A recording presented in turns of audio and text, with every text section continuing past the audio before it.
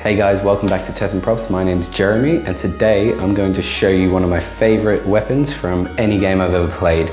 You guys probably grew up playing Zelda Ocarina of Time like I did, and one of my favorite weapons from that game is the Giant's Knife.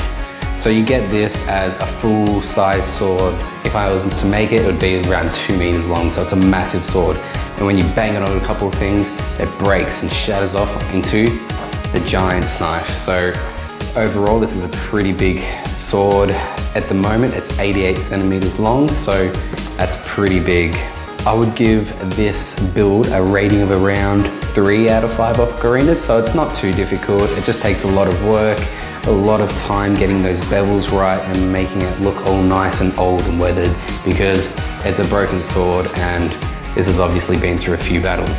So if you have played the game, you notice that this doesn't actually look like this in the game because it's from Nintendo 64, so not the most detailed thing, but I'd seen online that people have done their mock-ups of what the Giant's Knife would look like in real person, and from that I came up with my own design. So once I got in my mind how I wanted to do it, I first just drew up some plans and schematics of what sizes I wanted to go with and trying to just figure out the scaling, because in the game he's holding it and it is still massive when it's broken. So I had to kind of guess based on how big Link is, how big the sword is in the game, how big it would actually be. And I kind of went from there by eye and measured out how long I wanted everything to be.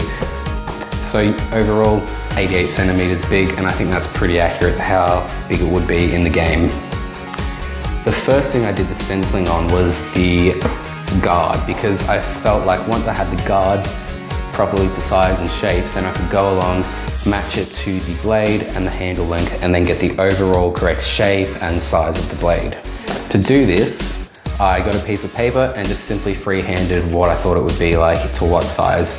I did 1/2 of it and then simply flipped it over onto my phone and traced it out. So it's exactly the same for both sides of the guards. I obviously did this twice for both sides as well.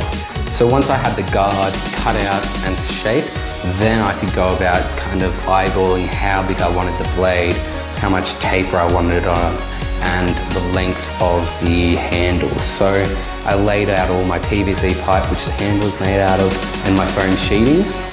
And from that, I sort of traced out the sizings that I wanted and then cut those out. So the best place to start actually putting it all together was starting on the handle, because the handle in this sword runs all the way through the blade to give it nice strength. So the whole blade itself is pretty strong. So I started off with a simple PVC pipe, and to give it a little bit more bulk and a nice squishy feel, I wrapped it in EVA foam around the entire thing. I made the pommel for the handle in a similar way that I did the gun barrel for my Destiny gun. I simply stacked together about 5 layers of EVA foam and then simply just went along dremeling it by hand until I got my nice shape here. It didn't have to be perfect, but it turned out pretty symmetrical around the whole way. So once I had the handle built and the pommel glued on, then I added the small details. So the ring guard here and the ring guards around the end of the handle. These were all done in EVA foam as well and simply super glued into place. The PVC pipe I thought was a little bit too thick, so what I did was I took a heat gun and slowly heated up the end of the handle and then just pressed it down in my hand to make it a little bit thinner.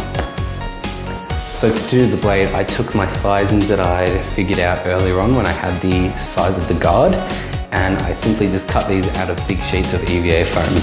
But you'll notice that the blade is tapered and has a flat grind from the middle down to the edges. So the best way to get these kind of edges on foam is to actually cut angles on the joins between the two pieces. To do this inside peak, I would say it was around an 80-degree cut on both edges. So when you put it together, it gives a slight peak. I did this for both sides. For the edges of the blades, I wanted really thin edges. To do this, I cut very sharp corners into both sides of the foam. So when I put them together, they made a sharper peak than what they did in the middle.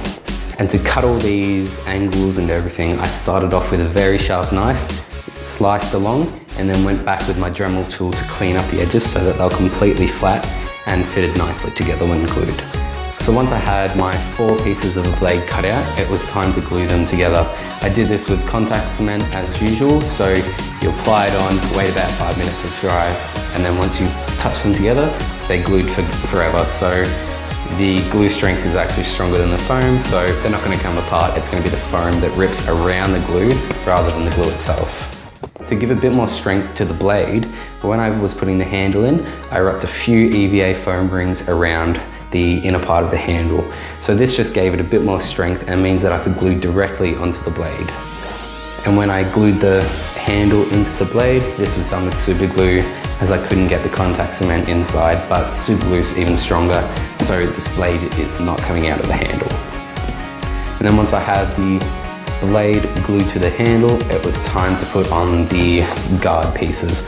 So given that I had previously marked out where I wanted the blade to sit on the handle and the guards go over the top, I could simply now just glue down the 2 sides of the guard. And I made sure that these lined up on all the corners, but because I cut them out of the same piece of stencil, they're exactly the same.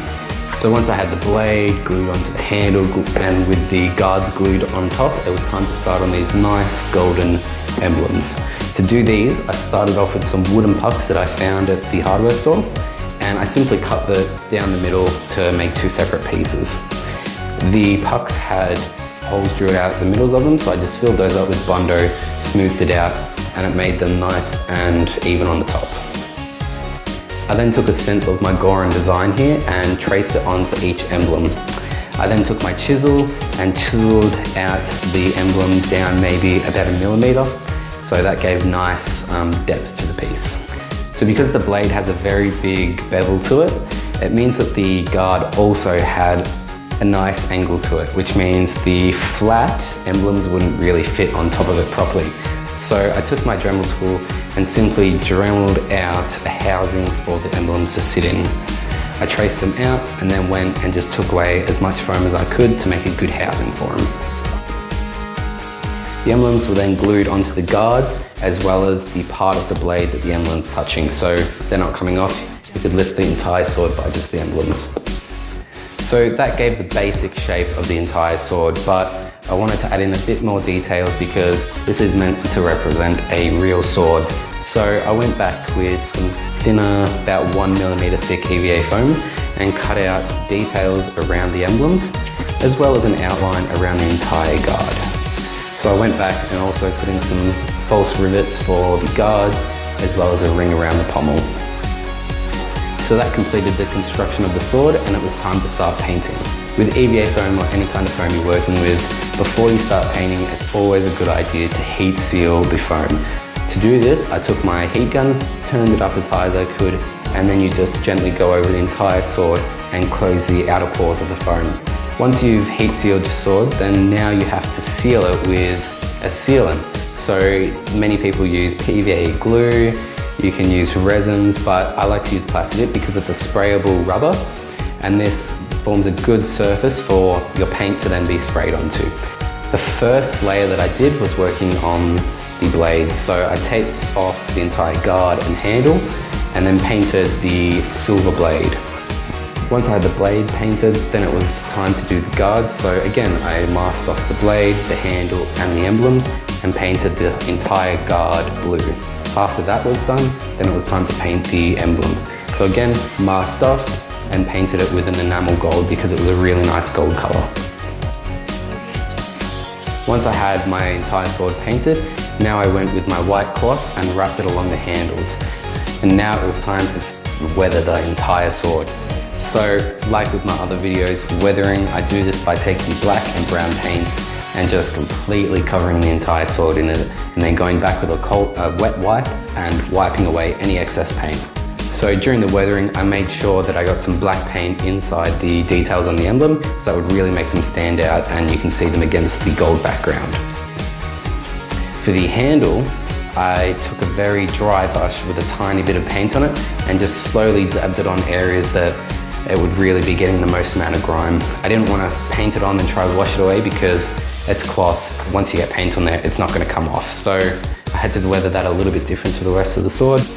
So once you have all the dark colors and the dirt and the grime, then it's time to go back with your silver paint or your silver Sharpie. I like using a silver Sharpie because it's very easy to control where you put it, and that's where you go along on any highlights. So especially on this sword, bits around the corners where this blue paint would have scratched off naturally when you drop it on the ground. So once you've done all the highlights and the low lights and your weathering, now it's time to mask off your handle so you don't paint that, and then cover the entire thing in clear coat just to seal in all of the paint that you've done, because if you don't, it'll slowly rub off over time and you'll be really annoyed with yourself. So there we have it, the Giant's knife from Zelda Ocarina of Time.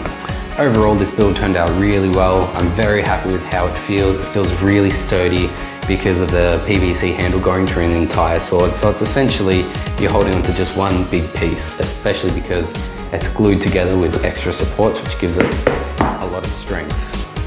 Thanks for watching. I hope you enjoyed this tutorial. If you want to follow along with all the other tutorials that I do, all the other builds and projects, follow along at my Facebook page, my Instagram and YouTube account. Just search Tethan Props with any one of those and you'll be able to find me pretty easily. If you try any of these props yourself, post them to my Instagram or Facebook. I would love to see them. I'd love to see what you guys are doing out there. And I hope that this helps you make all your props. Again, thanks for watching guys. I'll see you next time.